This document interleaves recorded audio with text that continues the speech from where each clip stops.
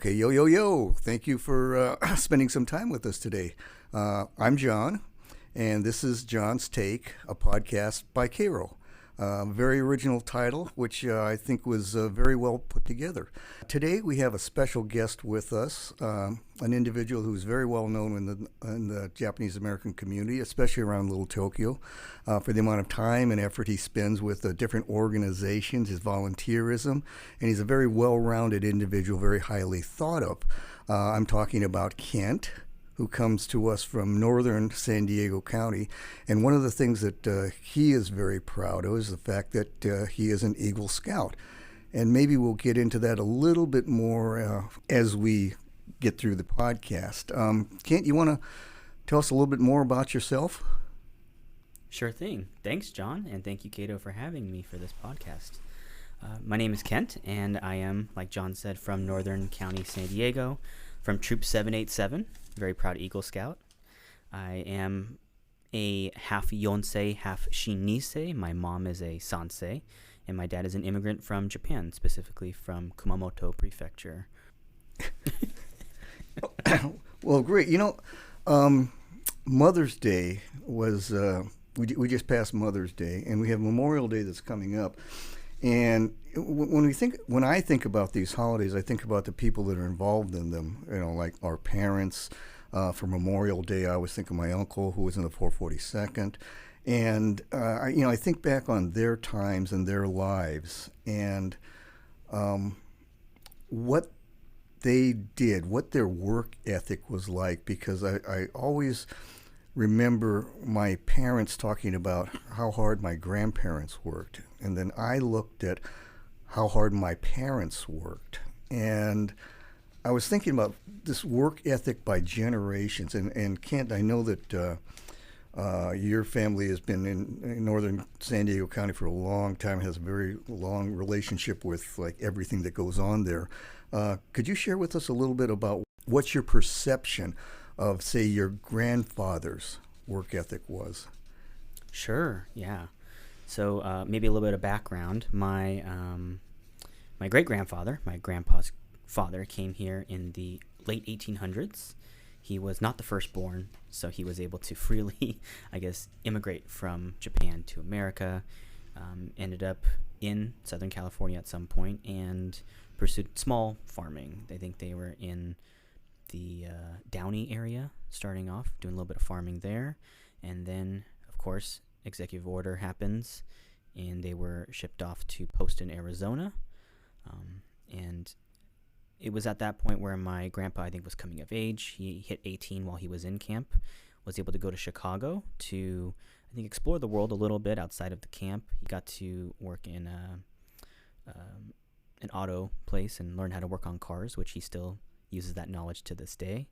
And then they ended up moving to Colorado after the war, did some farming there. But I think where my grandpa really cut his teeth into, work ethic was when they moved to the San Luis Rey Valley in Oceanside and really did some much more large-scale farming from there. So my grandpa's one of three brothers. Their farm was based on that, and each brother had their role. My grandpa really oversaw a lot of the crew and oversaw a lot of the tractors and a lot of I think a lot of the business stuff is what he was overseeing as well. So I have a lot of respect for the guy. From the stories that I've heard, he didn't get much sleep. He was up really early in the morning, overseeing the fields, overseeing the work, the growing of the berries or the tomatoes, and then ended his work days by fixing tractors or working on trucks, farm trucks. So, yeah. How much education did your grandfather have? Great question. I think he just has a high school diploma, if that.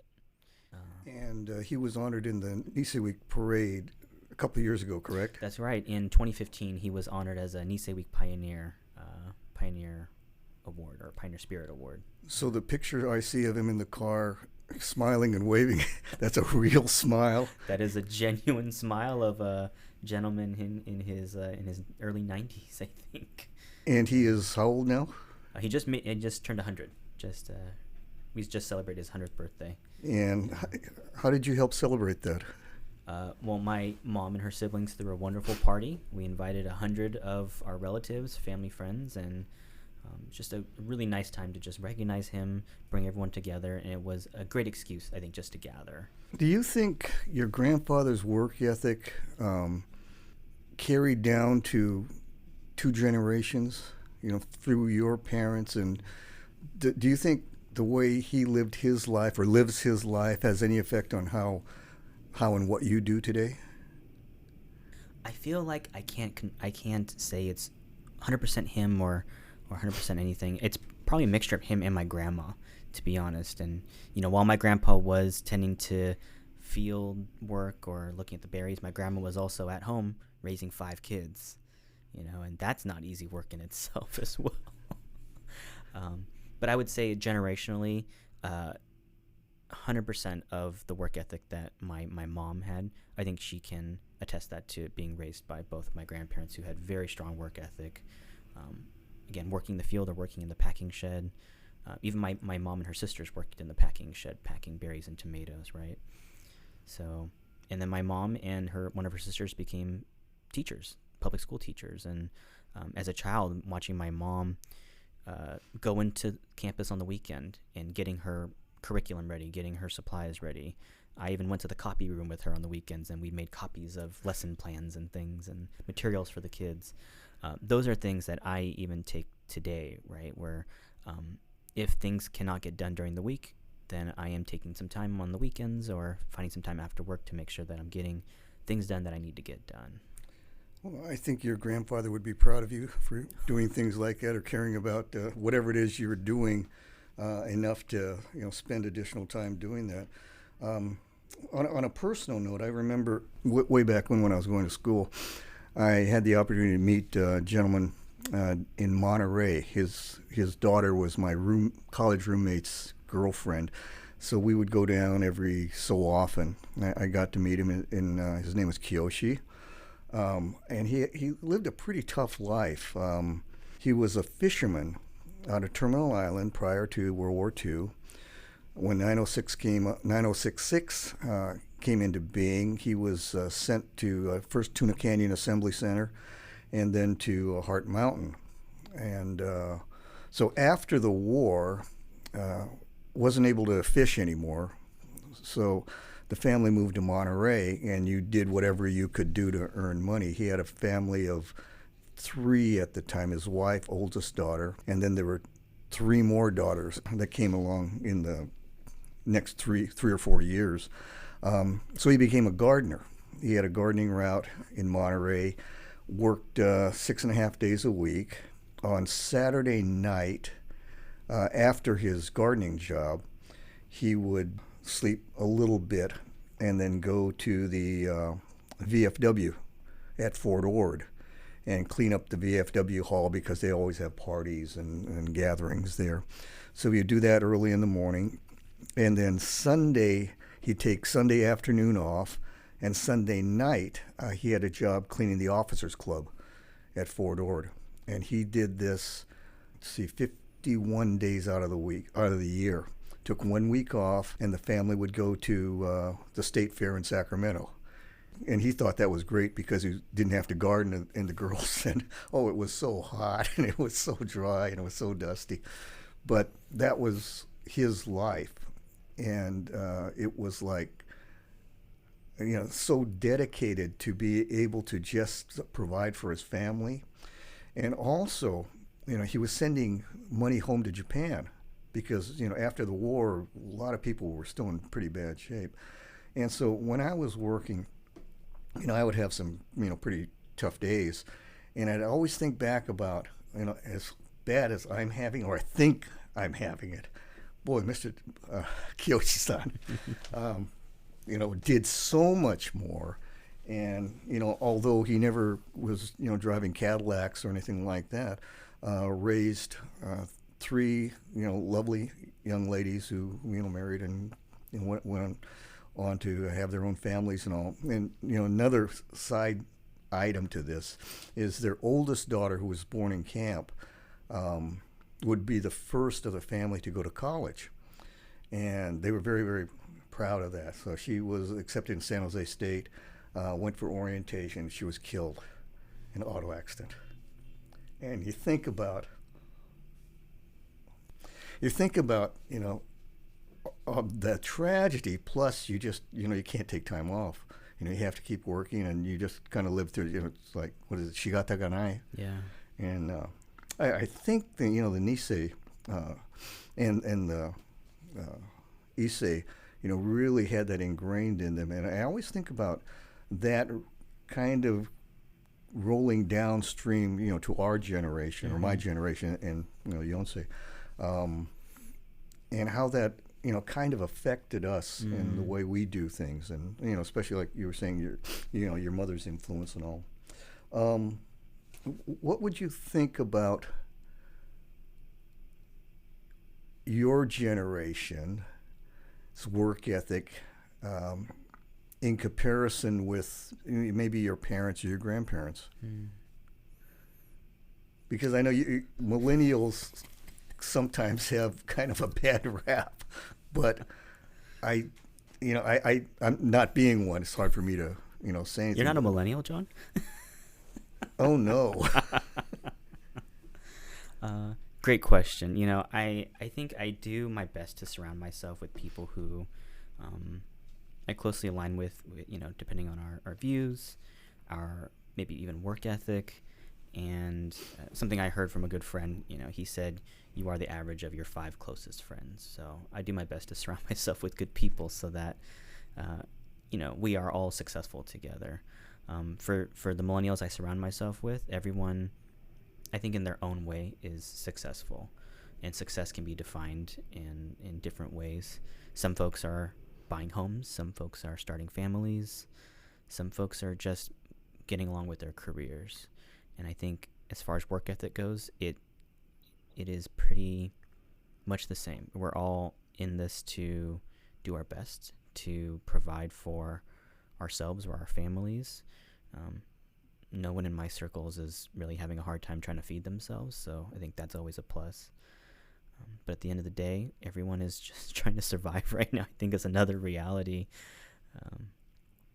But I think as far as the work ethic goes for a lot of young people, maybe Yonseis or Shin-Niseis, the folks who I'm seeing, they tend to be doing really well with the work ethic wise, and I think that is a direct reflection of maybe some influence from post-war times, from encouragement from their parents to go to college, get a degree, to pursue something bigger than themselves. And I can't say that's the case for every millennial out there, because I know there are a lot of folks who are disadvantaged and they don't have those opportunities that a lot of us have. But at the same time, I think there's a lot out there for us to be able to take advantage of.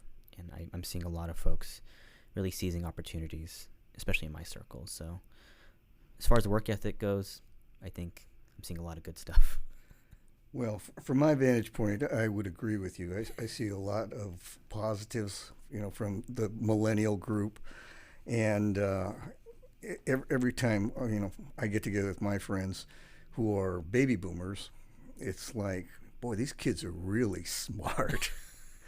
But, I guess it's, the time and place, too, where, our grandparents, our parents, a lot of our parents didn't have the opportunities that we were able to have, because of just the times and the sacrifices they had to make to get through are pretty much the same as, kind of, nowadays, what we have to get through. Although it's not, as bad as it was, there's still lots and lots of problems out there.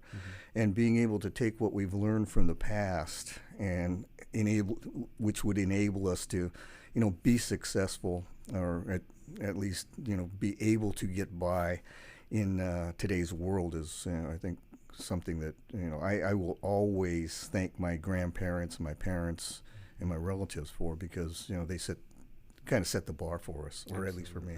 Yeah. I am very grateful for the Isseis, the Niseis, and the Sanseis who have laid a foundation for us, Yonseis, Goseis, Shin-Niseis, to be able to have this foundation that we can prop ourselves up on and be successful in our own ways. There's so many folks out there who, like my friends who are artists, right? Like there's a lot of artists who are Niseis and Sanseis, but not as many as I see today. And I think a lot of that is because there is a a sense of security, right, that they have, but also that there is this foundation of there are so many sansei artists or nisei artists who laid that groundwork for them to be able to come in and have an industry that's already set for them. And even for, we have like JABA, the Japanese American Bar Association. There's a lot of Japanese American lawyers, and because of that foundation that was laid out before them as well. That's a great point. To get back to something we kind of started out with when I mentioned you're Eagle Scout, and the way the conversation's been kind of going is, everything was kind of building on what came before us. So how do you think your being an Eagle Scout helped you be who you are today? I feel like everything is just, like you said, built around this. I was in the scouting program starting in kindergarten. My mom brought me a brochure and said, hey, the school has a Cub Scout program. Do you want to join? And so within a matter of weeks or months, I had that orange shirt, put the orange T-shirt on, and I was at my first Cub Scout gathering. Just so happened that a lot of my friends in kindergarten and first grade were also involved too, so that worked out. And then just going through the years and the ranks, I learned so many tangible and invaluable skills that I still carry to this day. I tie a lot of knots when I go fishing, and I learned all those knots, in the program. Leadership skills, I use all of those leadership skills today. Communication skills, how do you lead a team and communicate effectively? And then, of course, I think one of the biggest things is setting a goal and working towards achieving that goal, whether it's your Eagle Scout project or working on a Cato Caregiver Conference, right? I think there's something to that I learned in the program. And, of course, there's a lot of the fun things, too, learning how to handle firearms and, pocket knives and throwing hatchets and all of that. But a lot of it is really good values that's instilled in the young boys in the program now. What young women, girls can join, too. But just a really great foundation for things to do that you can take advantage on later in life, and it's ingrained in you. I think that's what I'm really grateful for. Kind of like the work ethics that have been passed down from generation to generation. Yeah. Anyway, Kent, thank you very much for your time and everything that you've added to this. Well, I certainly hope you have enjoyed or gained something from the last few minutes. When I was growing up, I listened to a radio station, and the one thing that when they would sign off at night, they would say, for Southern California, I wish you all blue skies and green lights. So to see what Cairo is up to, please follow us on Facebook and Instagram at Cairo Connect. Until next time, thanks for your time.